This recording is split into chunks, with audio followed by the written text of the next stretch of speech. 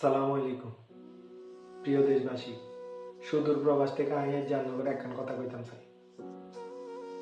মাইজভান্ডারি তামিম অন্য দেশের দালাল, বাংলাদেশ ক্রিকেটের হয়ে যার কোনো অর্জন বা বাংলাদেশের জন্য কোনো অর্জন যারা এখন পর্যন্ত আনতে পারেনি, তারা বাংলাদেশের যে কোনো ইস্যুতে চুপ থাকে, কিন্তু যখন কোনো ব্যক্তিকে, ক্রিকেটের ব্যক্তিকে দালাল হিসেবে বাছাই করে, তখন তাদের মুখ দিয়ে কথা বের হয়। এই দালালের জন্য আজকে যারা প্রেস কনফারেন্সে কথা বলছে, সেই সব দালালদের চিনে রাখবেন। এরা বাংলাদেশের জন্য কিছুই করতে পারেনি।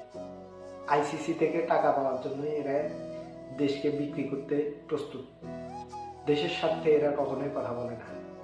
আমি ধন্যবাদ জানাই তামিমকে দালাল বলার জন্য বিসিবির সেই পরিচালককে, এবং সেই সাথে ধন্যবাদ জানাই বিসিবির সভাপতি এবং আসিফ আকবর ভাইকে। বাংলাদেশ ক্রিকেট বন্ধ হোক, বয়কট করলাম। যারা বাংলাদেশের স্বার্থে কথা বলবে না, বাংলাদেশের জন্য কথা বলবে না, সেই সব দালালদের মুখোশ উন্মোচন করা উচিত। বাংলাদেশের অন্তিম মুহূর্তে, সংকট মুহূর্তে এরা চুপ থাকে, এরা কখনোই কথা বলে না।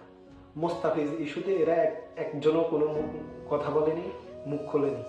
কিন্তু যখন দালালির সময় হয়ে এসেছে, নিজেদের স্বার্থের জন্য টাকা আয়ের উৎস হিসেবে এরা তামিম ইকবালের মতো মাইজভান্ডারির দালালি শুরু করেছে। একসময় ক্রিকেটার সাকিব আল হাসানের রাজনৈতিক প্রচারের জন্য কিছু সংখ্যক প্লেয়ারদের দালালি করার জন্য নিয়ে যাওয়া হয়েছে। এখন আবার তামিম ইকবাল ধরে ধরে তার সেই ক্রিকেটের লর্ড যে প্লেয়ারগুলো, যারা দেশের ক্রিকেটের জন্য কিছুই করতে পারে না, তাদেরকে দিয়ে স্ট্যাটাস দেয় এবং ফেসবুকে কথা বলা।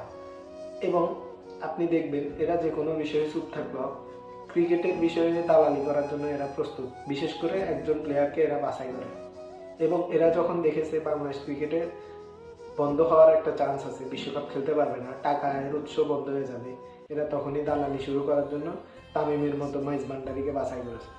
এই মাইজভান্ডারির কারণে হাদি হত্যার বিচার, এই ইস্যু বন্ধ হবে না, এই ইস্যু চুপ করে থাকবে না, এই ইস্যু সবার মাঝে জাগ্রত হিসেবে থাকবে।